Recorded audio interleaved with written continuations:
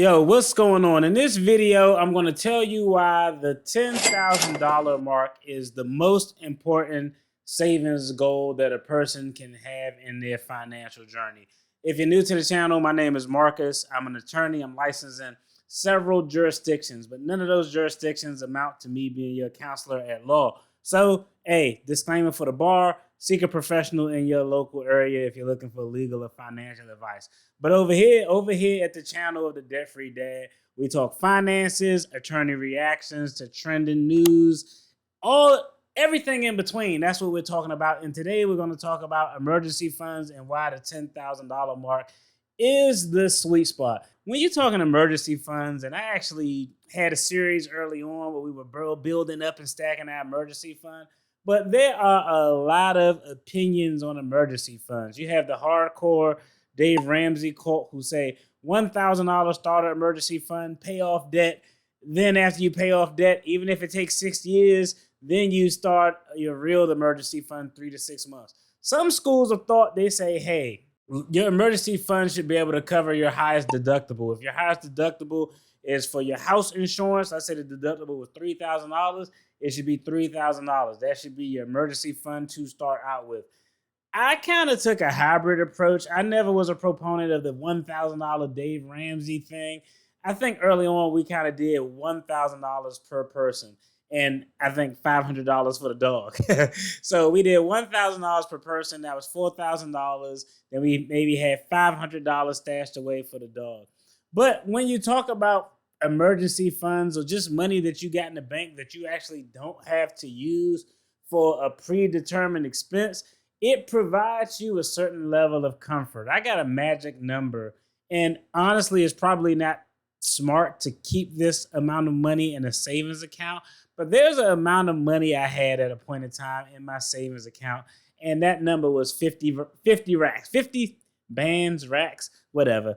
$50,000 was that magic number, and when I would open my bank account up and see that $50,000, even though it had no intended purpose to do anything, it was probably too much money to have in a savings account for me personally. It did give me hella peace of mind. And then that got me to thinking, well, DFD, what was the amount of money that you had in the savings account where you really feel comfortable and protected from emergencies? So it kind of got me thinking, Eureka. I got it. It was when I saved $10,000 in my savings account for the first time. Now, how did I go about saving $10,000? Typically, I'm not a person who normally has like a plan. Like some people have charts where they color it as they're making progress to save money. I just break it down to simple math. Even how I save right now, about $385 every 2 weeks equals out to about $10,000 at the end of the year, more or less. That's generally what I do. I do it automatically like clockwork. Even if I hit my goal of, let's say my goal was $20,000 in my emergency fund, I still set that $385 to the side, and then we would just use that excess for something else, maybe a repair or improvement on a home, maybe a down payment for something that we wanted to purchase. Maybe we may want to use that money for a vacation. But even after I accomplish our emergency fund saving goals over here, what we like to do is continue to save that same amount just in case. Now, if it gets too high, what we'll do, maybe move some of that excess savings money over to our brokerage account so we can invest it in the market. But that's typically what we do. Now, the big question is, why did $10,000 make you feel so comfortable? Okay, first, $1,000 never made me feel comfortable because I can't remember the last time I had a $1,000 emergency. Even the slightest, most mid car repair, probably because of the type of vehicles I got, is going to run me $700 to $900 if it's something like that's just kind of what it is. So I never felt comfortable with $1,000. Early on, for the folks who've been with the channel for years, y'all know in 2020 your boy had a ruptured brain aneurysm, and one of the things that I was so grateful for was that I didn't have an emergency fund with just $1,000. Had I had that, we'd have been assed out in these streets.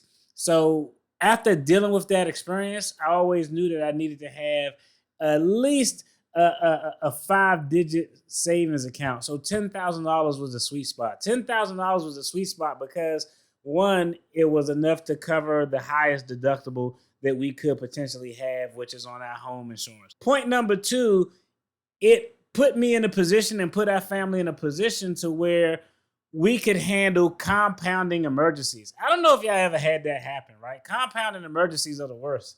Compounding emergencies is where two things fuck up at the same time. We had one in February. My vehicle died. Then my wife's vehicle died. Then we had to rent a car. So $10,000 is enough to deal with compounding emergencies. What is a compounding emergency? Let's say you have vehicle problems and then a loved one passes away and you have to travel across country. Now you got enough money to effectively do both. So I think $10,000 is enough of a cushion where you can handle multiple compounding emergencies and always have your head above water. I know that $10,000 is, for some people, $10,000 maybe 3 to 6 months of income. For other people, it isn't. But I think $10,000 for me, it was kind of that sweet spot, because even when I lost my job, my job.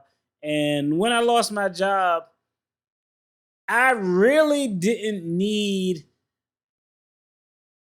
to save an emergency fund based on a month of expenses, like, 3-6 months. I really didn't need to do that, because anytime that I have a temporary period of unemployment, I'm in a position where I can find some temporary employment relatively easy within 1 or 2 weeks, where I could make some income. Now, that income would never be comparable enough to, to account for the income I lost from my previous employment, but it's something to where I don't have to empty out the emergency fund coffers and spend all of that savings.